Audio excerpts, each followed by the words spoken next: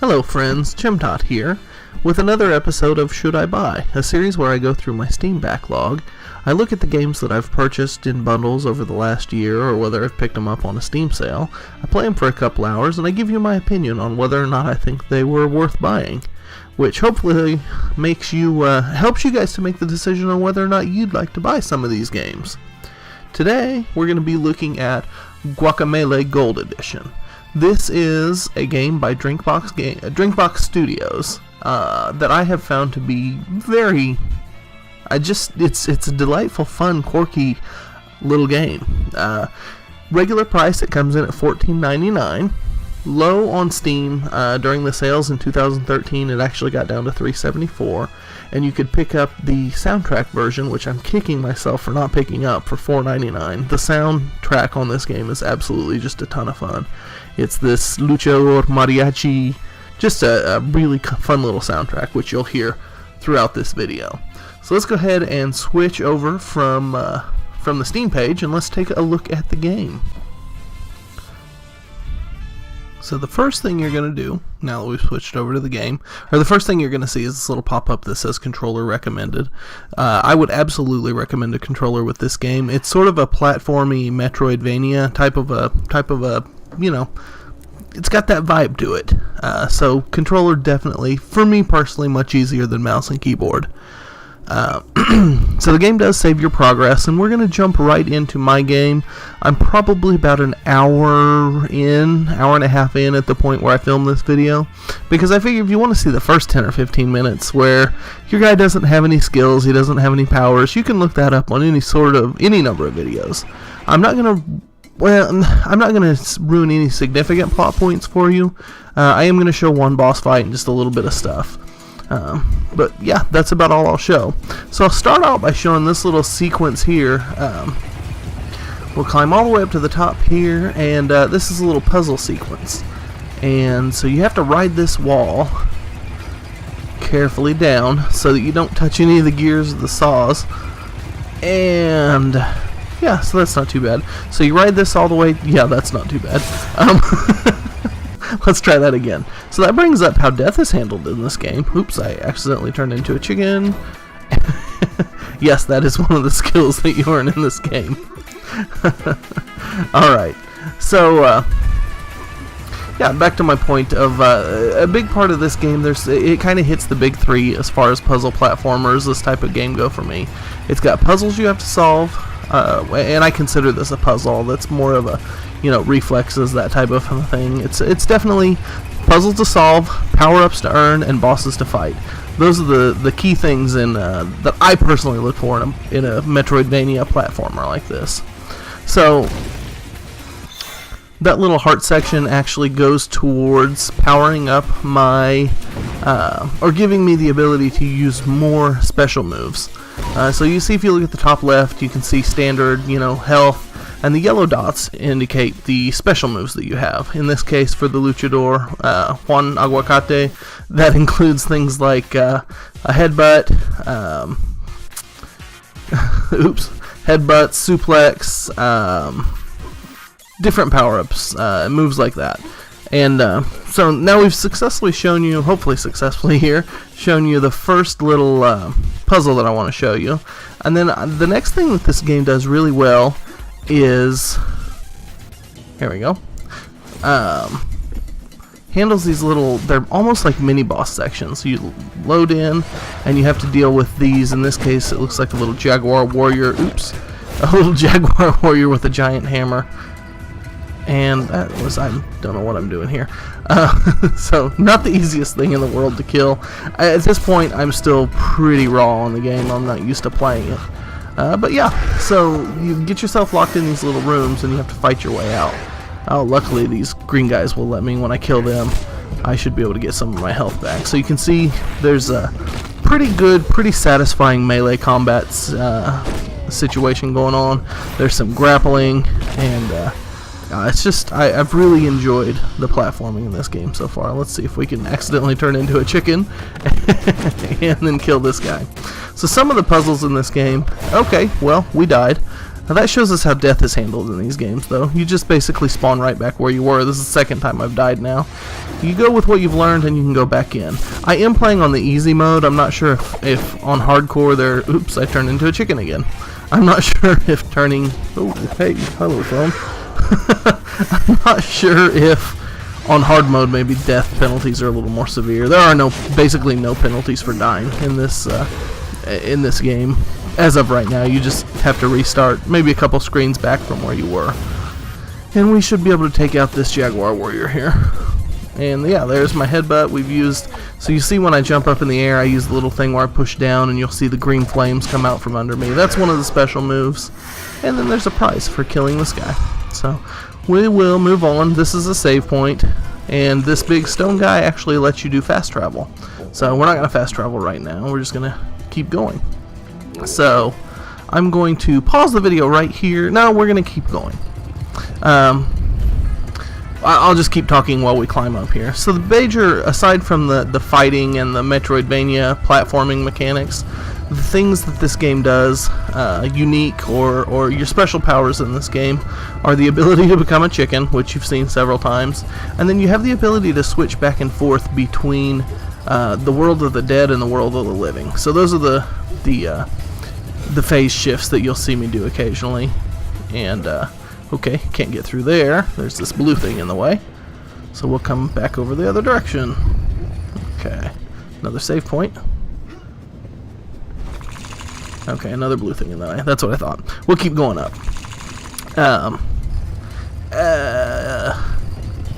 Anyway, yes. So those are the major differences, or the things that aren't traditional platforming that you can do in this game. So we'll come up here and we will... Can't get through there, so we keep going up. And I believe we're going to come up on a little boss fight right through here. One more room. Yeah. So this is Hothead. Well, well, well. Look what the cat dragged in. The dialogue is pretty funny in this game as well. Still wearing that mask, eh, compadre? You know, it looks good on you. Helps cover up your face. And still the silent type, eh? Well, I'd hate to shoot an unarmed man, but for you, I'll make an exception.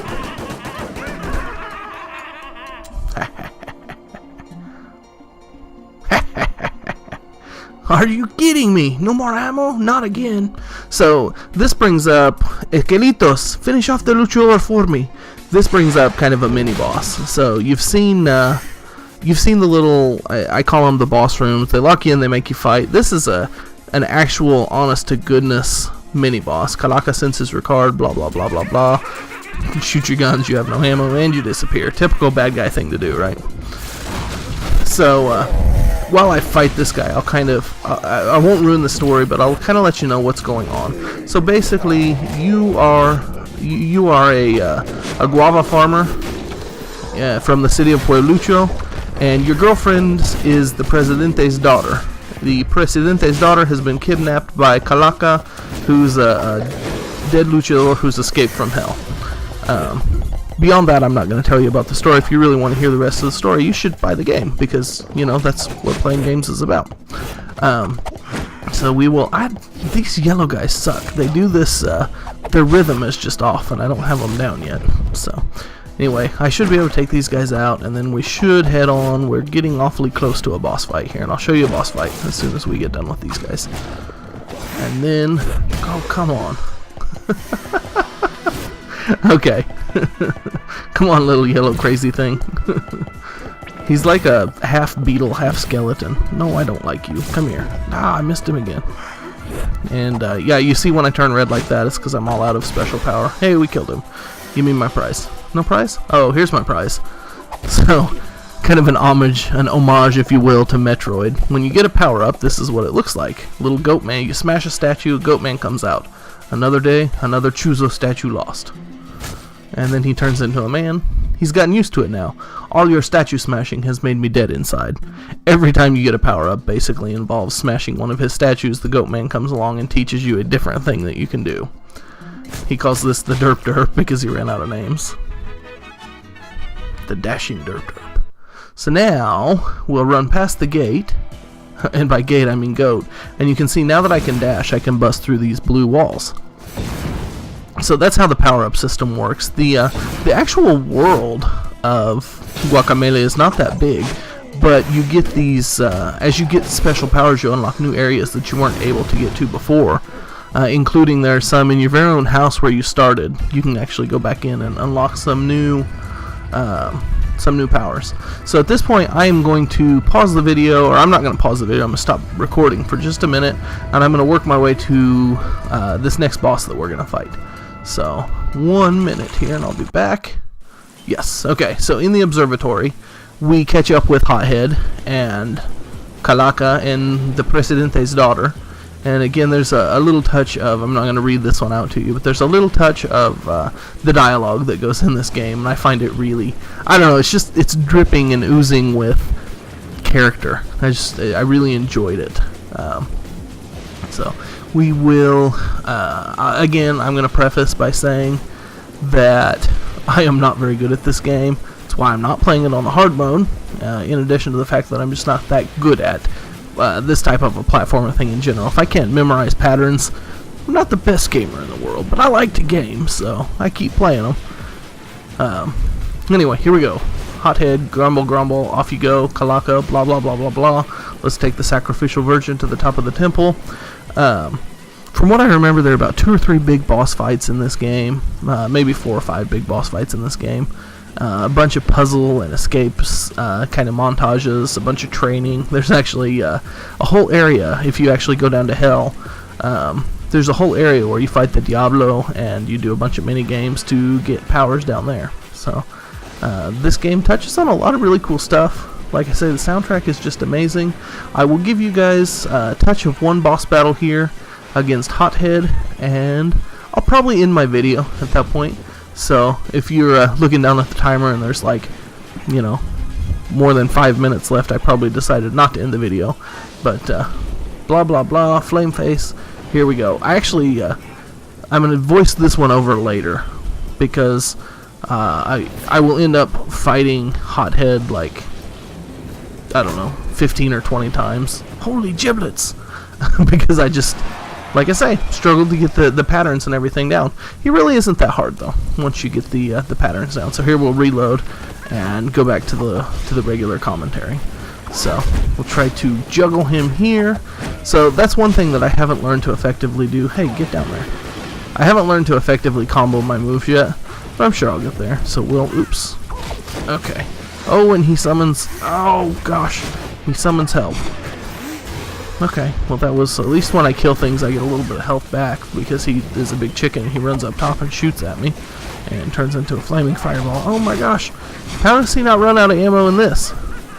He goes ha ha ha in a cutscene, he runs out of ammo, and during this boss fight he shoots like 1,000 times and never runs out of bullets. Okay, good.